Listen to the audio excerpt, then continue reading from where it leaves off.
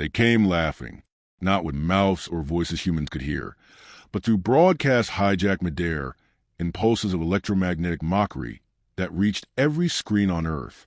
Towering metal-plated beings, soldiers of the Galactic ascendancy, descended from orbiting dreadnoughts, their armor gleaming like liquid obsidian. No demand was issued, no ultimatum delivered. Their appearance was announcement enough. Humanity responded the only way it knew how, with resistance. The first bullets were fired from rooftop rifles in Paris, the last by an armored division in Wyoming. All met the same fate. Pointless impacts on armor that shimmered with some invisible field. Bullets flattened, explosives fizzled.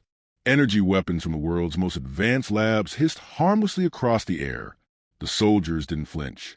Some seemed to pause, even study the attacks, then emitted deep, pulsing flashes, laughs. Civilians watched from shelters and phones, from news feeds and rooftops, as the defenders were atomized, pulped, or ignored altogether. Cities fell not in days, but in hours. New York, Tokyo, Berlin, shut down like flick switches. Drones shaped like silver thorns floated overhead, scanning, recording, correcting. Earth's resistance crumbled not from battle, but from disbelief. Their best weapons were not ineffective. They were irrelevant. In a Colorado command bunker, a general whispered over a silent map, "They're not fighting us. They're just cleaning up." Around him, his staff stared at blinking red zones bleeding across the hologram. Nobody contradicted him. Nobody had answers. Hope shifted from strategy to speculation. Were they harvesting something? Would they leave once they had it? Could surrender be negotiated? But the invaders had no embassy, no diplomat, only soldiers and death. Humanity had always imagined first contact as a conversation. This was a verdict. Far from the burning cities and failing strongholds, hidden in the high ridges of the Rockies, Elias Kane adjusted the dial on his battered scope. He hadn't spoken aloud in 3 days. The last human voice he'd heard came from a ranger's emergency broadcast, static-laced, broken by shrieks, before the station had gone silent. His cabin, once a place of chosen solitude, now felt like the last bubble of a world gone underwater. He knelt on a snowy outcrop, camouflaged under white cloth patched with soot. His rifle, a relic of steel and discipline, rested cold in his hands. Down below, in the valley where trees had been stripped clean like matchsticks, for Galactic soldiers combed the debris, towering, inhuman, scanning with dull red optics. He watched them, not with hope, not with anger, just with habit. His breath misted softly. One soldier paused, head tilting unnaturally toward a ruined shack. There had been a family there 2 days ago. Elias hadn't gone down to check. Couldn't. Not yet. One of the soldiers raised an appendage. A blinding pulse of violet light swallowed the shack. When the afterglow faded, there was nothing left, no walls, no ground, not even ash. He exhaled through his nose, adjusted the scope, trained it on the center mass of the alien nearest him. He didn't expect anything. But still, his finger found the trigger. The shot cracked to the quiet like a curse. He held still, watched. The round struck the alien's shoulder. Then something happened he didn't expect. The creature staggered. Not a flinch, not a shrug. It stumbled back a step, a thin crack forming where plate met joint. It didn't fall, but it turned toward the ridge, scanning. Elias froze. The alien raised the device, pulsing with a quick rhythm. He slid back behind the rock, not daring to breathe. Moments later, the air shimmered with a low thrum. Scouts. Drones. He could hear them whining through the pines. He moved quickly, efficiently, packed a rifle, masked his tracks, vanished into the trees like wind over snow. The drones never saw him. He'd done this 100 times before, just never while being hunted by something that could see heat through stone. Hours later, back in his cabin, he pored over what little data he had. The crack, the stumble, that armor, impossible to pierce from the front.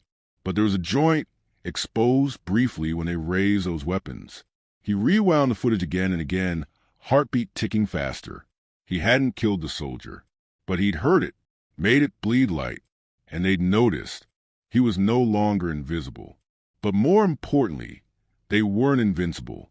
He spent the next 2 days testing angles, watching patrols, learning movement patterns. His meals became cold ration bars. He slept in shifts no longer than 20 minutes. Every crackle of snow outside sent his hand to the rifle. He shot again 2 days later. This time, he aimed for the power conduit beneath the neck plating. Hit it clean. The alien dropped. No explosion, just a slow collapse, like a tower losing breath. The others searched for hours, but found nothing. He was already miles away. They didn't laugh anymore. In command bunkers across the globe, new reports stirred the air. An unknown sniper was downing Galactic soldiers, alone, without tech, without backup. Officials dismissed it. Scientists doubted it. But when satellites caught footage, grainy, distant, but clear, of an alien falling mid-stride, something shifted. They tried contacting him. Sent pings, messages, drones. No reply. Elias didn't care for medals or orders. He hadn't picked up that rifle for country or Earth. He did it because someone had to, because he could, because they'd turned laughing monsters loose on his planet. And for the first time, one of them had dropped.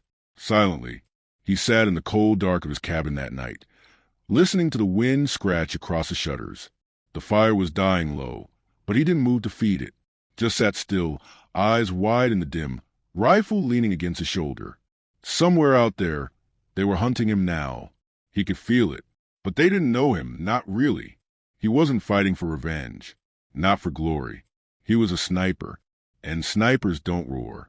They wait, and when the moment comes, they whisper, and something enormous dies. Elias smiled for the first time in weeks. Let them come. Snow fell in slow spirals as Elias crawled over a frozen ridgeline. The stock of his rifle nestled tight into his shoulder. His breath stayed low, quiet. The world below him was a ruinous sprawl of metal, fire, and ash, the aftermath of an obliterated town. No names remained. Signs, homes, bodies, all erased, folded into the scorched earth like a page turned too fast. Through his scope, he watched 3 galactic soldiers move through the wreckage. They glided more than walked, armored limbs fluid, their silhouettes jagged against the haze. They weren't searching. They were examining, logging, scanning, cataloging. One of them knelt near a melted car chassis, a small pulse from its gauntlet sending out a faint shimmer of blue light. Elias didn't fire. Not yet. He adjusted his position, inch by inch, until the breeze lined up with a narrow slot in his suppressor. Every variable mattered. Distance, wind, the alien's pacing rhythm. He watched the joint, barely visible when it bent forward, just beneath the collar plating. He exhaled slowly and fired. The bullet sang, a soft puff of vapor. The alien jerked sideways, armor flaring as it spun. It crumpled to the side, a shrill, metallic screech escaping from its internal systems like a dying machine choking on its own code. The others froze. Then they erupted. A wave of invisible energy burst from one, scanning the area in a horizontal sweep. Drones shot up from shoulder compartments, zipping into the air like hornets summoned by instinct. They began tracing, tracking, mapping trajectories. But Elias was gone. He had moved before the body even fell. By the time the soldiers triangulated the shot, he was deep beneath the tree canopy, winding through pine and shale with the ease of a ghost. He counted each breath, each step, each heartbeat. This was not just evasion. It was ritual. He reached a narrow crevice where the terrain funneled into a cliffside drop. He laid a small decoy transmitter in the underbrush, coated in reflective thermal foil. Let them scan that, he thought. He hiked for another hour before stopping. Once back in his hidden shelter, he downloaded the drone footage he'd intercepted. It showed the kill, clean, surgical, almost graceful. The bullet had slipped between the armor plates and shattered an internal power node. The soldier hadn't had time to react, let alone counter. He watched it again, not out of pride, but to confirm the truth. These things could bleed.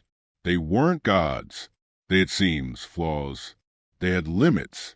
He set down the pad and opened his logbook. Notes filled every margin, diagrams of armor joints, sketches of helmet seams, equations for wind drift and velocity drop. He cross-referenced it all with the alien's death posture. Then he began reloading by hand, one cartridge at a time. He was no longer firing standard rounds. These were handcrafted. Tungsten cores, ceramic coating, and tip modifications carved with jeweler's precision. Armor-piercing, heat-disruptive, silent. He didn't sleep that night. Neither did the aliens. The next day, the skies above the mountains were lined with their black ships, low-hanging and thunderless. Search parties spread across the slopes. Trees were felled not with axes or fire, but simply erased, vanished by beams that left only steam. He stayed buried, his heat signature masked by a mylar cocoon stitched into the walls of an abandoned storm shelter. Occasionally, he monitored radio traffic. The global network was fractured, but some resistance cells still whispered across encrypted bands. From one message, crackling and distorted, he picked out a name, Ghost in the Snow. Another, Phantom Shooter. Confirmed. The stories were spreading. A single marksman, unseen, was downing Ascendancy soldiers. One by one, silently, randomly. No pattern, no broadcasts, no demands. Just sudden, inexplicable death. Elias found no satisfaction in the myth. He sharpened his tools, cleaned his barrel, and moved again. Each kill was more dangerous than the last. The aliens began adapting. Their formations grew tighter. Their drones circled wider. At one point, a scout drone detected the residue from a shot fired hours earlier. They launched a miniature hunter probe, quick, cruel, and almost beautiful in its design. It hissed past Elias within inches as he lay belly down in the stream, submerged up to his ears. It didn't see him. He let it pass, then buried it with a knife to the undercarriage when it returned to scan the area again. He examined the wreckage afterward, its shell, sensors, power source. He took what he could use, stripped it clean. Days later, part of its visual cloaking tech was stitched into his overcoat. He wasn't just hunting now. He was learning, and they knew it. They sent a new class of soldier next. Sleeker, faster, covered in tight weave armor with no exposed joints. The first one arrived in a cleared village and stood motionless for hours, as if daring Elias to try. It didn't patrol. It didn't scan. It waited. He watched from the tree lean. Didn't blink. Didn't move. At dusk, it turned and walked away. That night, an encrypted message pulsed across a resistance satellite. It came from an unknown source, tagged from an AI relay station thought to be destroyed weeks ago. Phantom, we see your work. Humanity is listening. If you're real, we need you. He read it twice, then deleted it. He wasn't doing this for Earth, not for their fear or admiration. He was doing this because he found the one language these invaders responded to, not negotiation, not weapons of mass destruction, precision, silence, terror in the form of a single bullet they couldn't see coming. He packed his rifle that evening and moved again, deeper into the northern ridges where the wind cut like knives and the trees stood older than any nation. The war was changing shape. The aliens had stopped laughing. Now they hunted shadows. And somewhere beyond sight, Elias waited for the next one to make a mistake. The first time they called him Phantom, it came over a coded burst from a resistance cell operating out a collapsed subway system beneath Toronto. No names, no pleasantries, just coordinates, elevation data, and a request. Take out an Ascendancy relay walker scheduled to pass through a high-altitude canyon within 48 hours. Elias didn't answer. He simply moved. He traveled at night, hugging ridgelines and frozen creeks, his pack stripped to essentials. The terrain was treacherous, but he knew how to blend into it, how to become a part of it. Snowstorms were allies, not obstacles. He arrived at the canyon with hours to spare and found the perfect ledge, a jagged shelf of granite cloaked in shadow, with a clean line of sight and a natural windbreak. He lay prone, watching the valley with the patience of glaciers. The walker arrived precisely on time. Four-legged, massive, its central hub bristled with antennae and signal dishes. A mobile command post, shielded and armored, untouchable by ordinary means, but not invulnerable. Elias adjusted his scope, calculating drop and drift. The weak point wasn't on the outside. It was the rotating dish beneath the central array, exposed for 3 seconds every full rotation. A direct hit, They would overload its targeting systems and cascade through its sensor grid. 3 seconds. 1 shot. He waited, breathed, fired. The sound was swallowed by the canyon. The walker paused, stuttered mid-step. Then a pulse of electricity burst from its center, and the entire array collapsed inward like a dying star. Flames rippled across its back. The leg spasmed, collapsed, and it slammed into the canyon floor with the force of an earthquake. Elias was gone before the resistance cell arrived to salvage. The myths multiplied. Across scattered safe zones and flickering radio frequencies, they whisper about him. The lone marksman who spoke only through his rifle, who appeared without warning and vanished without trace. Resistance fighters began mimicking his methods. They built decoys from scrap metal, laid traps in forests, timed their ambushes with silence instead of bravado. One unit in the Andes took down a patrol squad without firing a single shot, using only misdirection and patience. The Phantom Doctrine, they called it. Elias didn't care for doctrine. He cared for results. Back in his shelter, now deeper underground, fortified with scavenged parts from alien drones, he studied patterns. He mapped ascendancy patrols, traced supply routes, analyzed their communication rhythms. He never struck twice from the same elevation, never used the same egress path. The enemy adapted quickly, but Elias evolved faster. He modified his rifle, adding a microfluidic stabilizer stripped from an alien calibration pod. The recoil vanished. With it, the margin for error. He built thermal traps that mimic human body heat and began using them as decoys, laying out false sniper nests, creating phantom shooters across entire regions. The aliens grew desperate. They deployed hunters, bipedal assassins cloaked in distortion fields, equipped with logic-threaded tracking systems and weapons that bent space in a 10-meter arc. The hunters didn't scout. They pursued. Relentless, surgical, precise. Elias encountered the first one near an abandoned hydroelectric dam.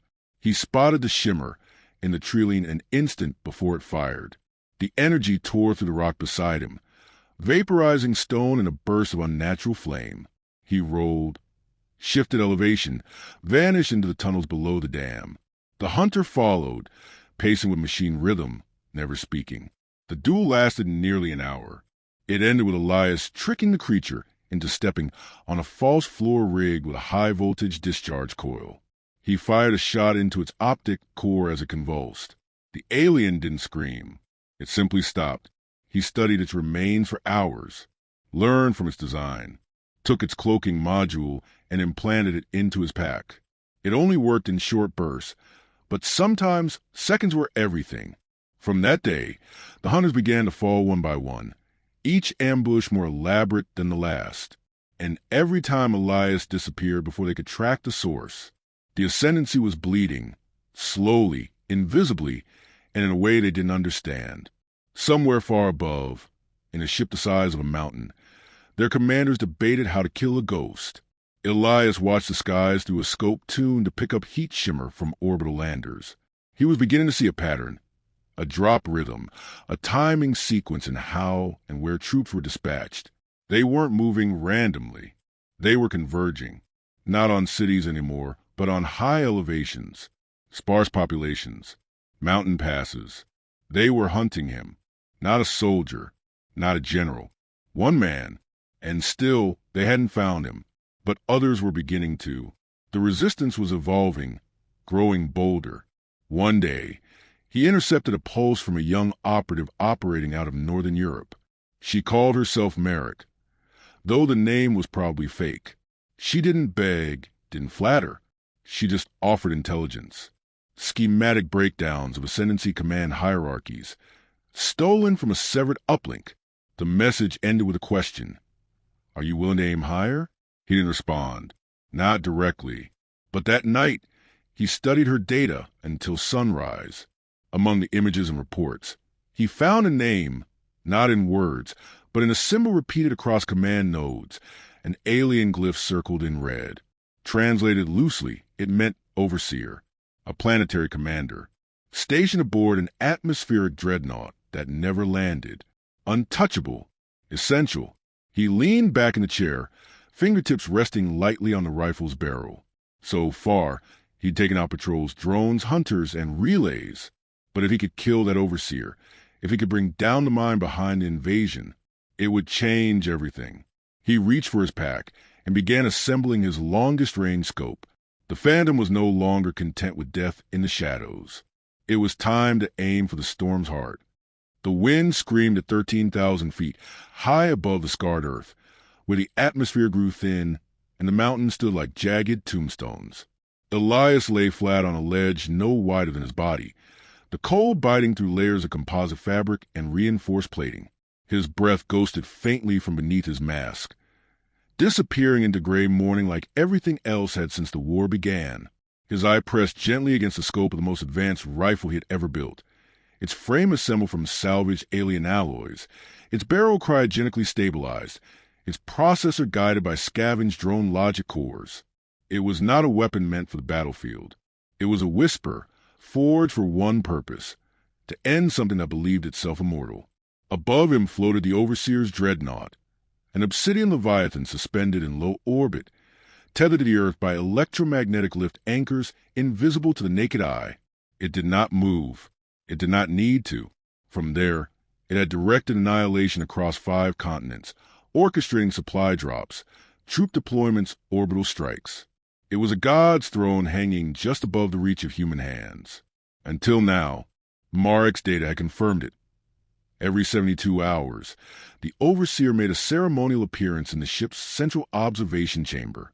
A tradition among Ascendancy command elites, it served no tactical purpose, only arrogance. The chamber's window was the only section of the ship not protected by adaptive shielding. A meter-wide viewport of alien glass, impossible to target without knowing its exact location, time, and rotation. But Elias had all 3. He had spent weeks tracking the ship's orbit, decoding its schedule, simulating the shot under every possible environmental condition. He hadn't slept in 2 days. He'd barely eaten. This wasn't just a mission. It was everything. Through the lens, he saw the chamber begin to rotate into position. A faint glimmer of refracted light flickered across the window's surface. The silhouette inside appeared slowly, stepping forward with the weightless grace of something never meant to walk among mortals. The Overseer stood tall, armored in sleek bands of metal woven with pulsing bioluminescent lines. No weapon, no helmet, just contempt etched into posture. Elias adjusted the rifle's trajectory by a fraction. Distance, 2,400 meters. Gravity drift, wind shear, Earth's rotation, all accounted for. The bullet was already chambered, a masterpiece, forged from superconductive alien ore, lined with magnetic guidance core, jacketed in ceramic layers that would survive the trip through atmosphere. It had taken 3 dead resistance fighters and a month of trial to craft just one. He exhaled, 1 breath, then fired. No recoil, no sound, just a ripple of pressure through his body, like a heartbeat stopping mid-pulse. The bullet vanished into the sky. He held his breath, watched. For 2 long seconds, nothing.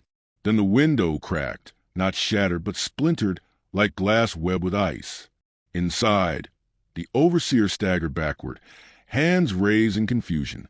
A crimson burst flared from its chest, as if a light had blinked out from within. The dreadnought didn't explode. It convulsed. Lights across its hull dimmed. Drones in midair faltered. Its orbit dipped slightly, then righted, but not perfectly. The craft began to rotate slowly off-axis, drifting a degree at a time. Elias didn't watch the aftermath. He was already moving. He slid off the ridge with the ease of a man who had done this 100 times, letting snow and gravel carry him down the slope. He vanished in the fold of the mountain just as the dreadnought began to react.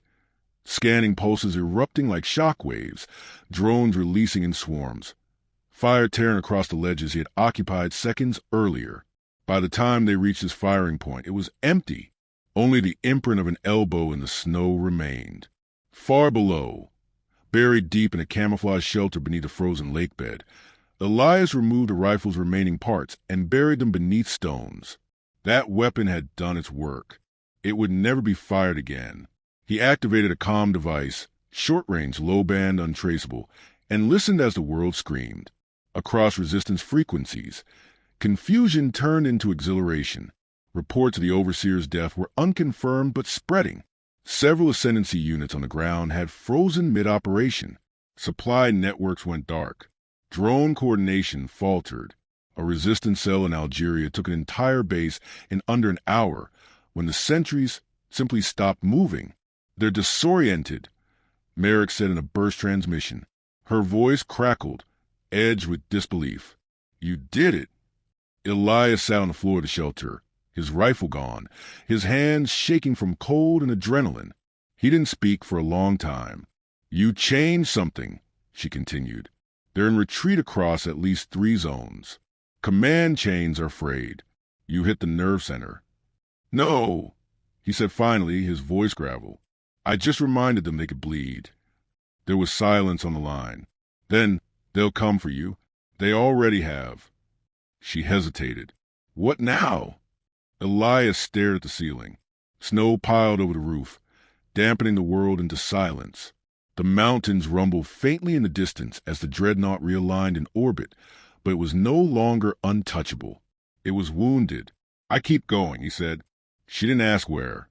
Outside, the first rays of dawn broke over the horizon, soft and pale. For the first time in months, the air didn't carry the scent of ozone and death. Just wind, just snow. Somewhere above, the Overseer's empty chamber faced an Earth it no longer controlled. Elias packed a new bag, lighter than before. No railgun, just a sidearm, a scope, and a journal. He left the shelter quietly, disappearing into the forest.